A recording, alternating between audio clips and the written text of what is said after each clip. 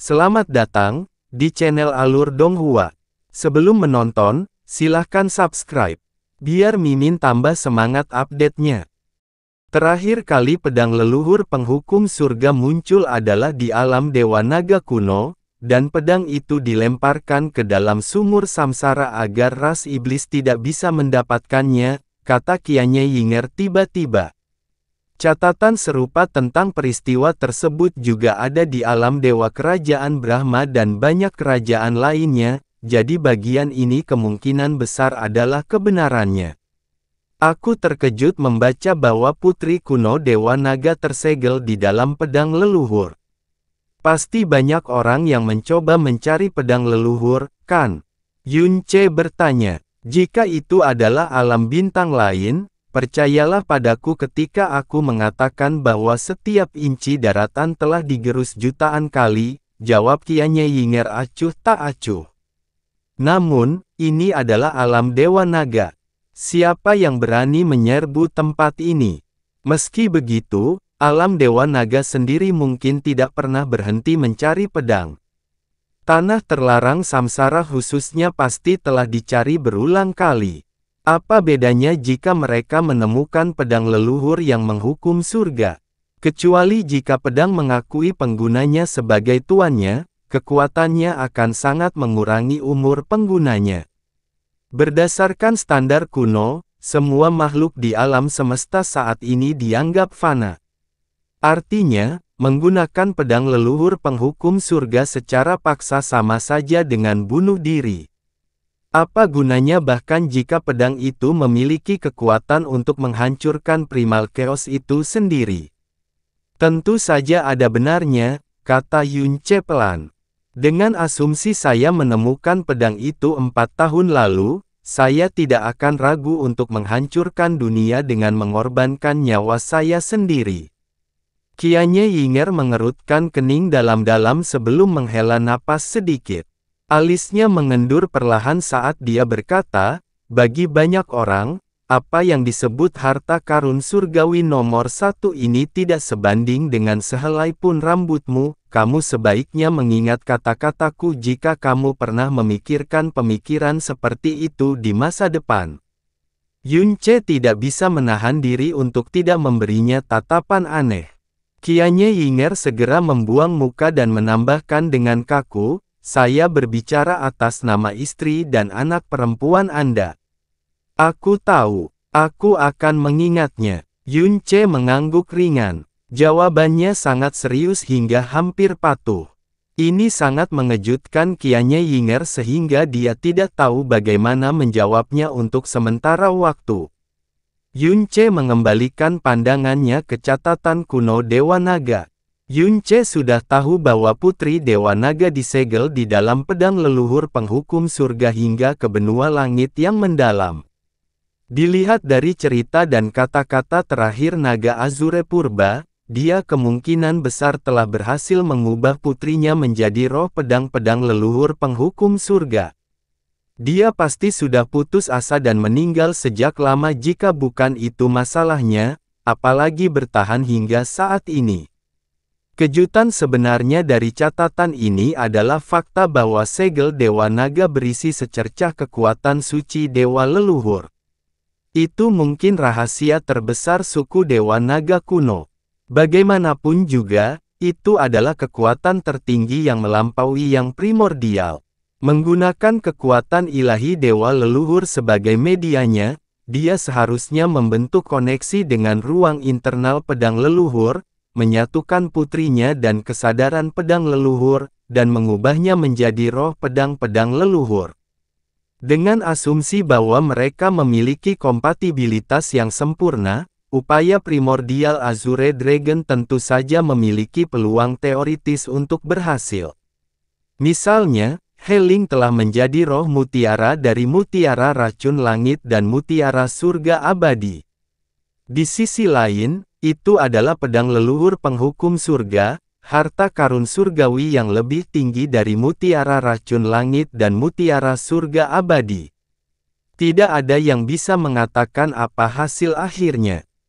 Namun ada satu hal yang pasti, pedang leluhur yang menghukum surga adalah salah satu dari sedikit, mungkin satu-satunya ciptaan tertinggi yang setara dengan dewa leluhur dalam hal keberadaan.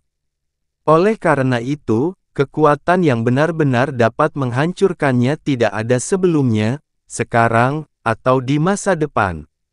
Dengan kata lain, jika Putri Dewa Naga berhasil menjadi roh pedang-pedang leluhur, dia juga akan menjadi eksistensi abadi. Dia dan pedang leluhur penghukum surga akan bertahan sampai dunia saat ini kecuali dia sendiri yang memutuskan ikatan itu. Namun, dengan asumsi bahwa itu sukses, hal itu menimbulkan pertanyaan mengapa dia tidak muncul ke dunia selama bertahun-tahun, dan mengapa dia tidak mencari jiwa Dewa Naga yang telah hidup jutaan tahun dalam keadaannya yang menyedihkan, hanya untuk melihatnya sekali lagi. Juga, sumur samsara, tanah terlarang samsara, Putri Dewa Naga, pengikut Dewa Pencipta Kehidupan, tanah terlarang samsara, keajaiban kehidupan ilahi. Tidak mungkin. Jika dia benar-benar roh pedang dari pedang leluhur, tidak mungkin Long Bai bisa melukainya, apa yang kupikirkan. Tidak mungkin dia bisa. Yun Ce menggelengkan kepalanya tanpa sadar untuk mengusir wanita tertentu yang, karena alasan tertentu, tumpang tindih dengan gambaran imajinasinya tentang Putri Dewa Naga. Tapi mungkin saja, jika dia berpura-pura bahwa semua ketidakkonsistenan dan kontradiksi itu tidak ada, dan bahwa itu memang dia. Mungkinkah dia masih hidup dalam bentuk yang tidak dapat dipahami oleh siapapun di dunia saat ini? Yun Ce, butuh beberapa kali teriakan namanya untuk akhirnya membuat Yun Ce tersadar dari lamunannya. Kenapa kamu tiba-tiba merasa blank? Aku sedang memikirkan tentang keberadaan pedang leluhur, jawab Yun Ce. Omong kosong, Qianye Yinger berkata dengan nada menuduh. Seharusnya aku membawa cermin. Kamu jelas-jelas sedang memikirkan seorang wanita tadi. Yun Ce terdiam. Tiba-tiba, Qianye Yinger mendorong Yun Ce dengan kasar ke posisi duduk di lantai. Ada aroma harum dan kilatan kain, dan sebelum dia menyadarinya, Qianye Yinger sedang duduk di paha kirinya dan menyandarkan kakinya yang panjang dan mulus di lutut kanannya. Dia menghembuskan napas dengan kuat dan lembut ke telinganya, kamu tidak akan memikirkan wanita lain selama aku bersamamu. Sejak Long Bai meninggal, dan berita tentang keselamatan bintang kutub biru diketahui oleh Qianye Yinger, wanita itu menjadi jauh lebih kurang ajar daripada sebelumnya. Yun Ce memutar matanya ke arahnya sebentar sebelum menarik rok panjangnya ke atas dan memperlihatkan kakinya, tampak lebih cantik dari salju itu sendiri. Yun Ce menggerakkan jarinya ke atas sampai seluruh lengannya terkubur jauh di dalam pakaiannya. Sensasi yang tak terlukiskan di tangannya 10.000 kali lebih baik daripada batu giok putih gemuk domba yang paling sempurna sekalipun. Mata Qianye Yinger berkabut karena nafsu saat dia melihat benjolan berbentuk tangan mengalir naik turun di bawah pakaiannya dengan bebas. Ketika dia menggigit bibirnya dengan ringan dan menatap Yun Ce, dia menemukan bahwa dia telah mengalihkan perhatiannya kembali ke catatan kuno Dewa Naga sekali lagi. Karena kesal, dia membalas dendam dengan menusuk telinganya dengan lidahnya. Jadilah baik. Masih menggerakkan tangannya ke atas dan ke bawah rok Qianye Yinger dengan ceroboh, dia membalik catatan kuno Dewa Naga ke halaman baru dengan tangan yang lain. Harta karun mendalam surgawi kedua, roda kesengsaraan segudang bayi jahat. Dilahirkan dari sisi yin jantung primal chaos, itu adalah roda iblis yang menakutkan yang lahir dengan energi paling gelap dan paling jahat. Dikatakan bahwa ia menyimpan semua energi negatif yang ada sejak konsepsi kekacauan primal, dan kekuatannya adalah kebalikan dari kekuatan ilahi dewa leluhur. Dengan kekuatan penuh, kekuatannya sebanding dengan pedang leluhur. Sampai saat ini, roda kesengsaraan segudang bayi jahat tidak pernah memiliki master sejati. Menurut ras iblis, keempat kaisar iblis pada suatu saat dalam hidup mereka telah berusaha mengendalikan roda kesengsaraan segudang bayi jahat. Namun, semuanya gagal dan mendapat reaksi balasan yang berbeda-beda. Kepribadian bayi jahat hanya dapat digambarkan sebagai temperamental, egosentris, tidak masuk akal, kejam, dan tidak terkendali. Yang terpenting, cara kerjanya benar-benar tidak dapat diprediksi, dan telah menyebabkan bencana yang tak terhitung jumlahnya sebelum disegel. Hanya masalah waktu sebelum menjadi ancaman besar bagi semua orang. Syukurlah, ia juga kekanak-kanakan seperti bayi yang baru lahir, dan ia dengan mudah lengah jika dibujuk dengan cara yang benar. Ia dengan mudah dibujuk ke dalam formasi besar yang dibentuk oleh 4 kaisar iblis dan dewa iblis dan disegel sebelum ia dapat melepaskan kekuatan dahsyatnya, sehingga mengakhiri ancaman yang mungkin ditimbulkannya. Tidak hanya itu, keempat kaisar iblis bersumpah untuk tidak membuka segelnya kecuali mereka menghadapi krisis besar. Temperamental, egosentris, tidak masuk akal, kejam, dan kejam. Yun Ce sedikit mengernyit saat membaca kalimat ini. Saat berada di alam dewa awal mutlak, dia telah berinteraksi dengan bayi jahat beberapa kali melalui Jasmine. Berdasarkan catatan, dia mendapati penampilan, suara, dan ucapannya sangat mirip dengan anak perempuan. Meskipun emosinya bukan yang terbaik, satu-satunya kesan yang dia dapatkan darinya adalah keimutannya yang luar biasa. Bukan saja dia tidak merasakan aura gelap atau firasat darinya, dia juga secara praktis mematuhi setiap kata Jasmine. Ketika dia bertanya mengapa ia menghancurkan dunia, ia menjawab dengan pipi menggembung bahwa itu karena ia disegel tanpa alasan selama bertahun-tahun yang tak terhitung jumlahnya. Mengapa mereka tidak membalas dendam atas tahun-tahun yang telah hilang? Namun, tidak peduli seberapa keras dia mengingat interaksi mereka, dia tidak bisa membayangkan bayi jahat menjadi makhluk yang temperamental, egosentris, tidak masuk akal, kejam, dan kejam. Apakah catatannya tidak akurat, atau apakah bayi jahat hanya berpura-pura selama ini? Tapi itu tidak penting, atau lebih tepatnya, itu tidak penting lagi. Baik Jasmine maupun bayi jahat telah hilang selamanya di dunia ini. Pada awalnya, ras iblis mampu mendorong kembali ras dewa dan mendapatkan keunggulan. Namun, meskipun kaisar dewa penghukum surga sudah tidak ada lagi, klan dewa dan pelindung dewanya bersatu dengan cepat dan melepaskan kekuatan yang telah mereka sembunyikan selama ini. Salah satu alasan mengapa ras dewa begitu bersatu adalah karena pembunuhan tersebut, dari Dewi Pencipta Kehidupan, menggunakan dirinya sebagai umpan, Dewa Ketertiban Pencipta mampu menjebak ketiga kaisar iblis di alam 1000 tingkat surga abadi.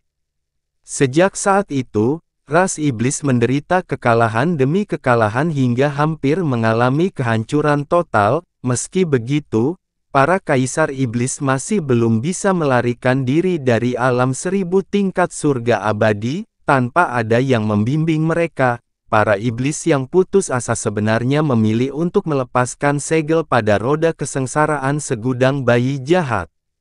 Saat bayi jahat muncul, para dewa dan iblis menangis. Setelah membajak iblis malam abadi, bayi jahat menguasai mutiara racun langit, menargetkan setiap kehadiran dewa dan iblis di dunia, dan melepaskan segudang kesengsaraan. Mimpi buruk yang melampaui kemampuan bahasa apapun untuk menggambarkannya. Mutiara surga abadi runtuh, bahkan dewa ketertiban penciptaan dan ketiga kaisar iblis pun tidak mampu lolos dari keracunan, sungguh hari yang menyedihkan. Kematian, kehancuran, atau bahkan mungkin akhir dari segalanya. Dewa jahat, mungkin satu-satunya yang bisa lolos dari malapetaka ini menggunakan penusuk dunia, Jika tidak ada orang lain, kita hanya bisa berdoa agar dewa jahat selamat sebagai harapan terakhir ras dewa. Setelah itu, semua catatan mengenai bayi jahat diwarnai dengan warna keputusasaan yang kelam.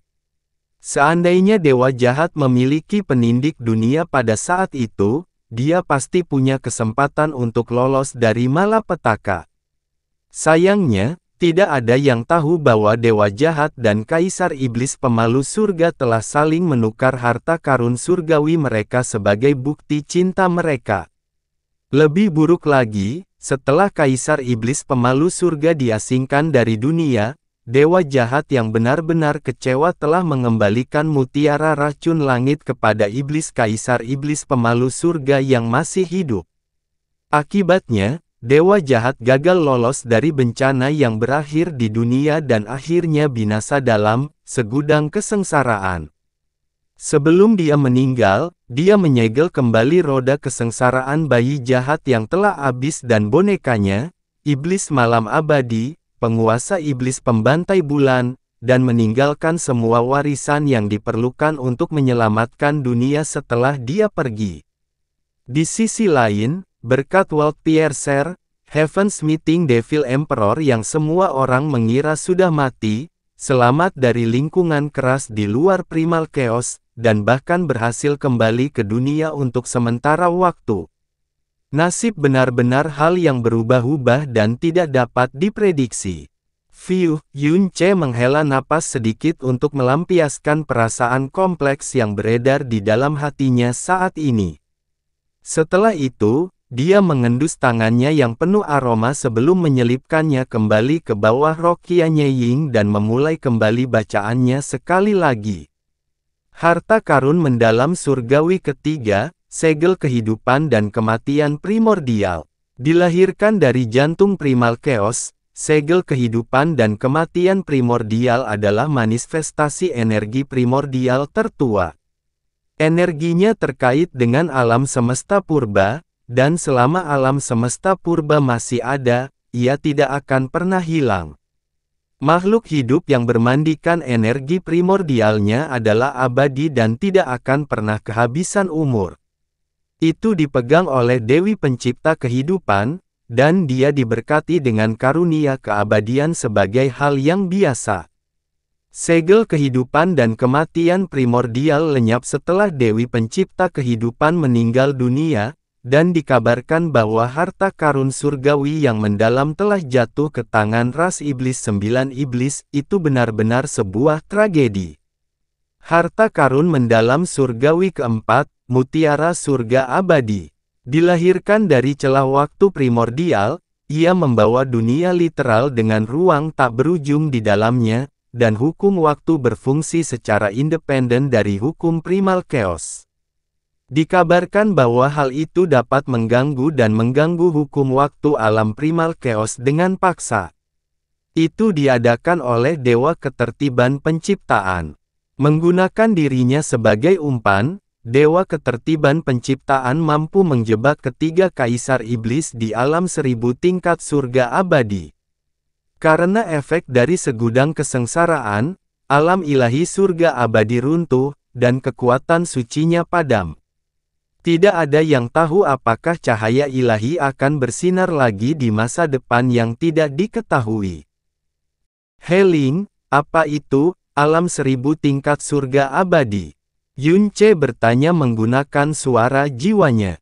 Ras iblis pasti sangat marah setelah Moe mengasingkan kaisar iblis pemalu surga dan 900 dewa iblis, tapi mereka tidak langsung berperang karena ras iblis sudah lebih lemah daripada ras dewa bahkan ketika mereka masih utuh.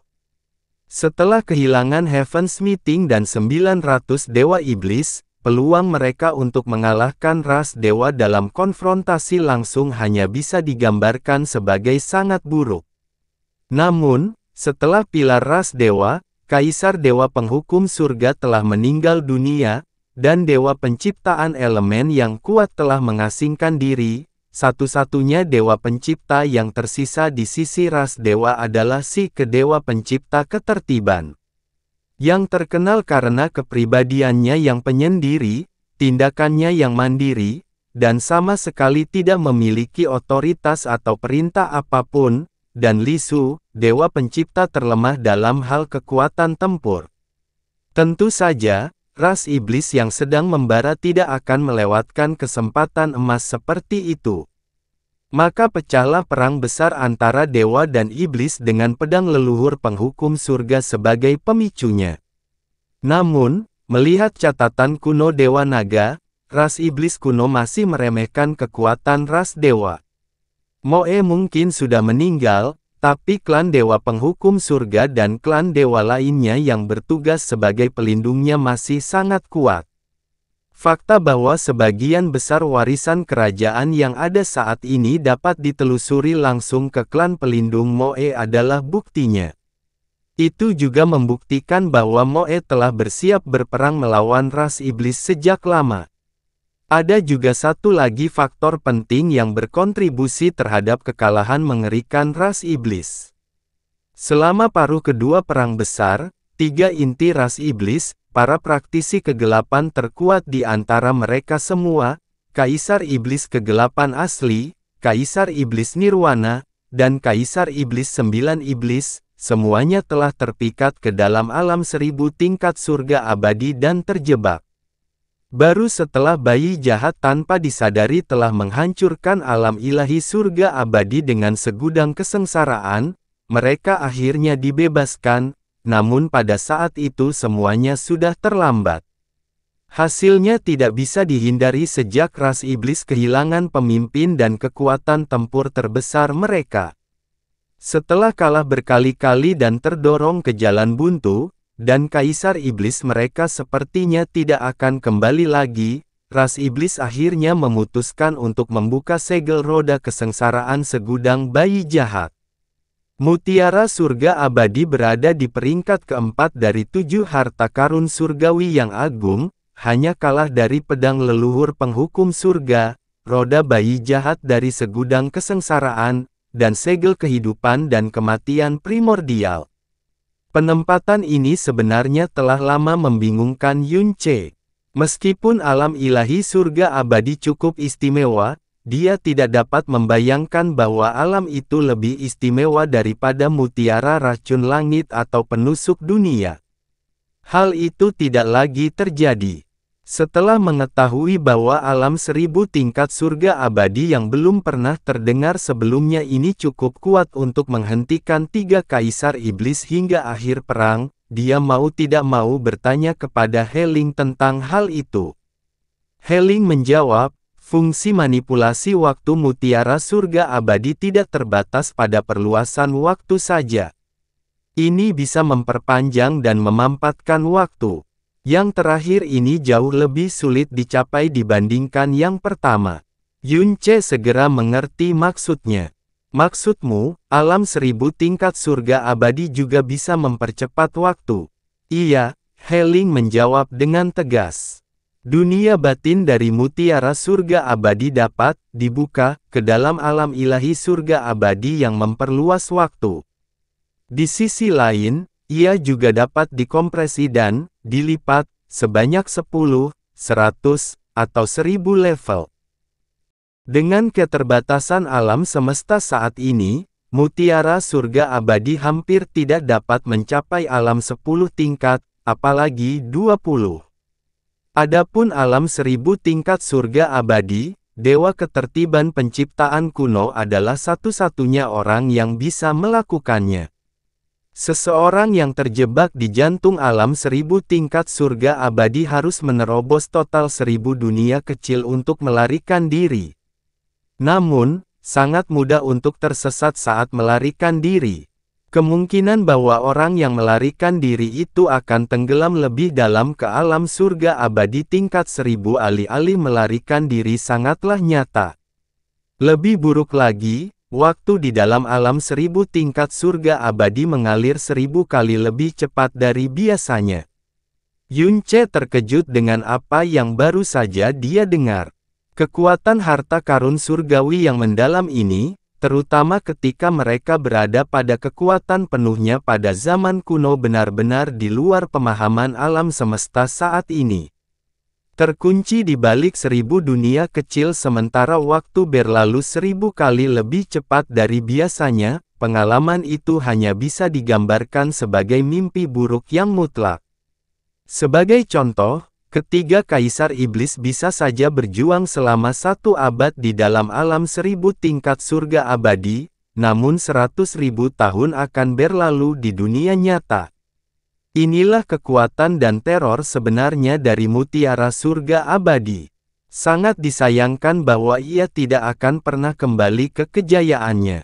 Meski begitu, fungsi utama dari mutiara surga abadi tetaplah kemampuannya untuk memperluas waktu. Ini paling baik digunakan sebagai cara untuk mencapai lompatan kekuatan yang ajaib dalam waktu singkat di dunia nyata dan mengatasi rintangan tertentu yang seharusnya tidak dapat diatasi sebelumnya. Kecuali keadaan yang sangat unik, praktis tidak ada orang yang ingin mempercepat waktu saat berada di dalam mutiara surga abadi. Itu akan membuang-buang hidup dan waktu seseorang di dunia luar, atau begitulah yang dipikirkan Yunce. Harta karun mendalam surgawi kelima, mutiara racun langit. Dilahirkan dari dasar jurang utama ras iblis, itu benar-benar yin dan beracun, tetapi juga benar-benar murni dan bersih pada saat yang sama. Ruang batinnya tidak terbatas, dan ia memiliki kekuatan besar untuk meracuni dan memurnikan. Itu bisa digunakan untuk mengubur dewa dan iblis dalam jurang racun, atau bisa digunakan untuk memurnikan semua kejahatan hanya dalam sekejap. Itu dipegang oleh kaisar iblis pemukulan surga dari ras iblis. Racun terkuatnya disebut racun pemutus pikiran yang melukai surga. Setelah kaisar iblis pemalu surga berbagi nafasnya dengan ras iblis menggunakannya sebagai template untuk menciptakan lebih banyak racun iblis yang mengerikan seperti samsara yang terputus secara abadi, 9 penghancur dewa iblis, racun pembunuh dewa absolut, tidur kegelapan abadi. Dilihat dari banyaknya catatan tentang perang besar para dewa dan iblis, salah satu senjata ras iblis yang terkuat dan paling mengerikan adalah racun iblisnya. Roh pedang yang ditinggali klan Honger telah dihancurkan oleh racun iblis. Bahkan Dewi Pencipta Kehidupan telah mati karena racun iblis. Sampai saat ini, bekas luka yang ditinggalkan oleh banyak racun iblis kuno dari perang tersebut masih bertahan hingga wilayah ilahi selatan saat ini. Baru sekarang Yunce menyadari bahwa racun iblis yang kuat itu berasal dari kekuatan mutiara racun langit, bahkan dewa absolut pembunuh racun mematikan yang Jasmine derita berasal dari mutiara racun langit. Semakin dia membaca catatan kuno Dewa Naga, semakin dia berpikir bahwa harta karun surgawi dalam keadaan lengkap benar-benar menakutkan. Bahkan di zaman kuno, hal ini dapat mengubah jalannya perang sendirian. Entah bagaimana, klan iblis malam abadi menghasilkan mutiara racun langit yang seharusnya lenyap bersama kaisar iblis pemalu surga selamanya.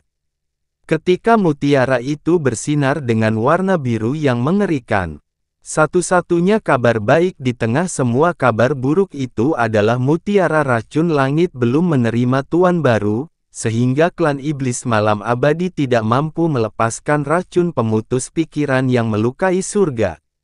Konsekuensinya tidak terbayangkan jika tidak. Ketika roda kesengsaraan segudang bayi jahat membajak mutiara racun langit, ia benar-benar berhasil mewujudkan segudang kesengsaraan yang tercatat dalam kanon iblis leluhur. Para dewa, iblis, surga. Pada saat itu, semuanya jatuh ke dalam kesengsaraan keputusasaan yang tak terhindarkan. Tentu saja, roh racun dari mutiara racun langit tidak selamat dari pembajakan bayi jahat. Mengapa mutiara racun langit tidak pergi bersama kaisar iblis pemalu surga? Bagaimana kesengsaraan keputusasaan yang tak terhitung jumlahnya ini bisa terjadi? Bahkan Yunce tidak bisa tidak merasakan perasaan orang dahulu ketika dia membaca baris terakhir di bawah mutiara racun langit. Jika Kaisar Iblis pemalu surga atau dewa jahat sedang memiliki mutiara racun langit pada saat itu, roda kesengsaraan bayi jahat tidak akan pernah mampu membajaknya. Dan tampaknya, betapapun kuatnya bayi jahat itu, bencana yang ditimbulkannya seharusnya tidak cukup untuk mengakhiri seluruh era. Tidak peduli bagaimana kau melihatnya, Kaisar Dewa Penghukum Surga adalah akar penyebab semua bencana ini. Harta karun mendalam surgawi ke-6, penusuk dunia. Dilahirkan dari celah spasial pertama di alam semesta purba, penusuk dunia adalah harta karun surgawi dengan kekuatan ilahi ruang angkasa yang terbesar. Ini memungkinkan penciptaan, relokasi, dan penetrasi ruang secara instan. Itu juga bisa mengganggu, dan menghancurkan hukum tata ruang apapun termasuk tembok primal chaos, atau begitulah yang diklaim dalam legenda. Itu diadakan oleh Dewa Penciptaan Elemen, Nisuan. Kota naga dunia yang dihadiahkan kepada suku kita oleh Dewa Pencipta Elemen sendiri juga ditandai dengan kekuatan penindik dunia. Menurut kanon Dewa Leluhur, roh jarum penusuk dunia dan roh jarum penusuk dunia telah dilahirkan berdampingan dari alam semesta purba. Oleh karena itu, jika pemilik World Piercer memiliki kekuatan yang juga berasal dari alam semesta purba, mereka dapat menyalurkan energinya sendiri melalui media yaitu roh jarum World Piercer, dan menggunakan kekuatan ilahi spasialnya dengan paksa. Namun, metode penggunaan ini akan sangat merusak semangat jarum penusuk dunia dan terutama penggunanya, jadi hal ini tidak boleh dipertimbangkan kecuali benar-benar tidak ada pilihan lain. Yun Ce sedikit mengernyit saat membaca ini. Dia mengingat apa yang dikatakan Sui Meiyin ketika memperkenalkan World Piercer kepadanya. Kaisar Iblis Senior tidak ingin penindik dunia menemaninya ke pengasingan abadi dari Primal Chaos. Jadi, dia menyerahkannya kepadaku sebelum dia pergi, penusuk dunia lahir di inti alam semesta purba. Jadi dia mengucapkan kata-kata ini kepadaku. Hanya jiwa ilahi tanpa karatmu, yang dilahirkan oleh energi primordial alam semesta ini, yang dapat memelihara dan membangkitkan sementara roh jarum yang tertidur di dalam penusuk dunia. Jiwa ilahi tahan karat kemudian digunakan sebagai media untuk terhubung dengan roh jarum yang telah terbangun dari tidurnya selama beberapa waktu, dan aku kemudian akan menggunakan kekuatanku sendiri untuk secara paksa mengaktifkan kekuatan dimensi penusuk dunia. Kata-kata Sui Meiyin cocok dan bertentangan dengan beberapa bagian dari catatan ini. Menurut Sui Meiyin, jiwa ilahi tanpa karat miliknya adalah satu-satunya benda di alam semesta saat ini yang dapat membangunkan roh jarum untuk sementara dari tidurnya. Setelah roh jarum terbangun, dia kemudian dapat memberdayakan harta karun surgawi dengan energinya sendiri dan mengeksekusi kekuatan ilahi spasialnya dengan paksa. Itu sebabnya Kaisar Iblis pemalu surga sengaja meninggalkannya untuknya. Namun, menurut bagian ini, siapapun yang memiliki kekuatan yang berasal dari alam semesta purba dapat melakukannya. Di dunia saat ini, sejauh yang dia tahu, ada 3 orang yang diberkati dengan kekuatan alam semesta purba. Yue Wugu dengan tubuh tahan karat ilahi, Xia Qingyue dengan hati kaca berlapis salju, dan Sui Meiyin dengan jiwa tahan karat ilahi. Namun, baik Yue Wugu dan Xia Qingyue telah meninggal dunia. Sui Meiyin adalah satu-satunya yang masih bisa menggunakan World Piercer. Wajar jika pengetahuan saat ini menyimpang dari apa yang diketahui pada zaman dahulu. Selain itu, catatan belum tentu 100% akurat hanya karena kuno. Faktanya, telah berkali-kali dibuktikan bahwa catatan-catatan kuno tertentu memuat fakta-fakta yang menyimpang atau kebohongan total. Oleh karena itu, Yun Ce tidak memikirkannya terlalu lama sebelum beralih ke rekor ke-7 dan terakhir mengenai harta karun surgawi yang mendalam. Harta karun mendalam surgawi ketujuh, cermin samsara. Asal-usul cermin samsara tidak diketahui. Sejauh yang diketahui dunia, harta karun surgawi yang mendalam ini tidak pernah muncul. Jika namanya tidak terukir dalam kanon dewa leluhur itu sendiri, tak seorang pun akan percaya bahwa itu nyata. Dikabarkan bahwa alasan cermin samsara belum muncul ke dunia adalah karena ia berada di dalam sumur samsara itu sendiri. Itu adalah sumber kekuatan suci kelahiran kembali sumur samsara. Dikabarkan bahwa kekuatan inti cermin samsara bahkan lebih besar daripada sumur samsara, sehingga memungkinkan seseorang melakukan siklus kelahiran kembali dan merusak sebab dan akibat itu sendiri. Dikabarkan bahwa cermin samsara akan tertidur selama 20 tahun setiap kali kekuatannya diaktifkan, karena sumur samsara juga hanya dapat melakukan satu reinkarnasi setiap 20 tahun. Dikabarkan bahwa cermin samsara dilahirkan bersama dengan dewa leluhur, dan dewa leluhur adalah satu-satunya penguasa sejati bahkan sebelum 6 harta karun surgawi lainnya. Dewa Naga pernah berkata bahwa tidak satu pun dari 4 dewa pencipta yang pernah mengetahui atau melakukan kontak dengan cermin samsara.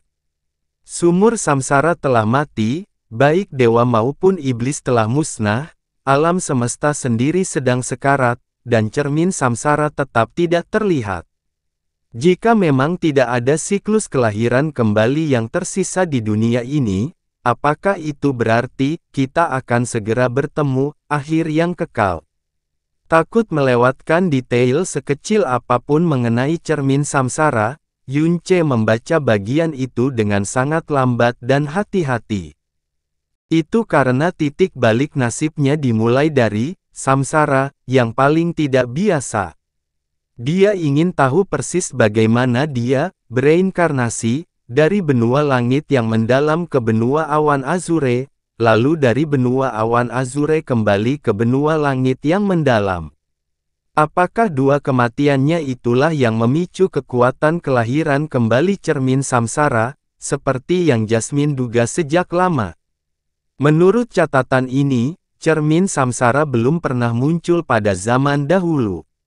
Orang-orang zaman dahulu menduga bahwa itu terletak di inti sumur samsara, tetapi tidak ada yang pernah bisa memastikan keaslian rumor tersebut. Jadi, kenapa tiba-tiba muncul di dunia saat ini? Mutiara racun langit ditinggalkan di bintang kutub biru oleh dewa jahat, namun cermin samsara jelas tidak ada hubungannya dengan dia.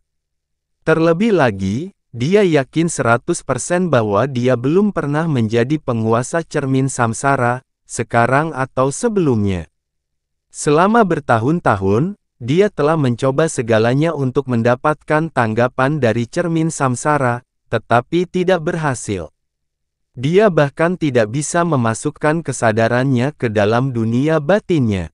Jadi mengapa kematiannya memicu kekuatan kelahiran kembali, padahal hal seperti itu belum pernah terjadi di masa lalu? Tiba-tiba, sebuah ide aneh muncul di benaknya.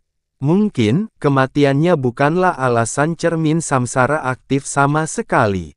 Mungkin, orang atau kekuatan sebenarnya berada di balik kelahirannya kembali selama ini. Pikiran menakutkan itu meremas hati Yunce sejenak sebelum dia mengusirnya. Kau kehabisan tenaga lagi. Kianya Yinger membungkuk ke depan dan menjepit telapak tangan Yunce di antara paha mulusnya, menolak untuk melepaskannya. Cermin samsara. Ia pernah muncul di alam dewa untuk beberapa saat sebelum menghilang tanpa jejak, karena catatan kuno juga menyebutkannya. Saya kira itu bukan hanya rumor belaka. Jasmine juga menyebutkan kemunculan tiba-tiba cermin samsara di alam dewa. Dia tidak mengerti apa yang sedang terjadi di sini.